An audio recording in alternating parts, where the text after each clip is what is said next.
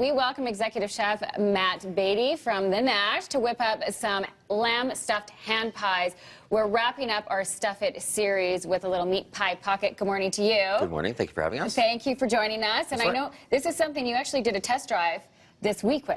So Absolutely. They're easy to make. Oh, so simple. That was a little fundraiser for the Community Food Center. It was a little Robbie Burns themed deal, and so thought I'd just bring it, show it off, because it was so easy to do there. Cool. And it's stuffing, after all. It's not the meat and meat, but you know, a big part of the Nash, we do cooking over hardwood and charcoal. Yes. So I thought bringing some lamb grown here in Alberta, it's awesome, tasty, delicious, and this is so simple, this recipe. Good. Okay, it looks like a crowd pleaser too, and thank you for choosing lamb over haggis. Yeah, well, We've had that. It was We've had the lots of it 25th. this week. Oh, right.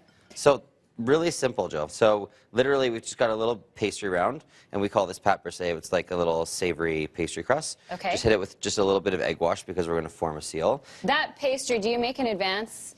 Can do, yeah. And we actually make, of course, everything right at the Nash ourselves. Super, super simple. Like eggs, butter, a little bit of salt, and a spot of water. So it's just like a little fold over, turnover, however you used to say.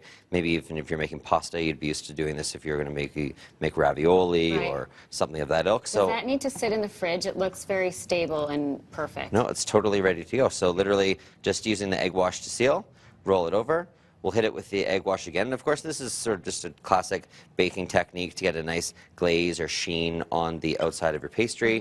Hit it with a little bit of smoked salt. Oh, hello. And then, I know, right? It's so delicious. Where did you smoke that salt yourself? We do smoke our own salt. Of course you do. Well, you know, the big part of the Nash is cooking over hardwood and charcoal, so we're making smoke all the time. Got it. So we smoke our own. So And sorry, just backtrack to the lamb.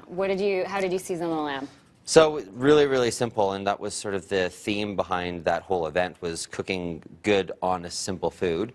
Was we cooked off a little bit of onion, garlic, rosemary, ground lamb from Innisfail, browned it off, drained the butter, drained any of the extra fat. We did hit it with a spot of scotch because, of course, it was Robbie Burns themed. And that's what you do. And then that's what you do. Okay. And that's it. And then literally, that's the turnover right there. So the beauty in this meat pie is that once it's finished, you can put it in the fridge. You can wait till your friends come over later. Yeah. You can totally freeze them down. And then, of course, by the magic of television, Da, da, da. winner, winner, chicken dinner. Well, lamb dinner, maybe.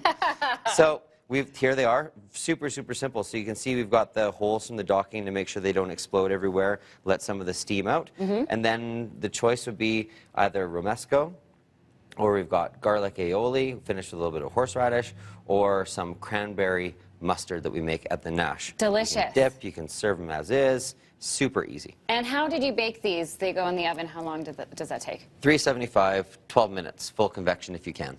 Easy breezy. So simple. That is super easy. Okay, and then tell us about these sides, because in my world, it's all about the dip. No sweat. Yeah. So this is a roasted sweet and smoked pepper sauce that's called romesco, that's got olive oil and garlic and onions put through it and then blended together.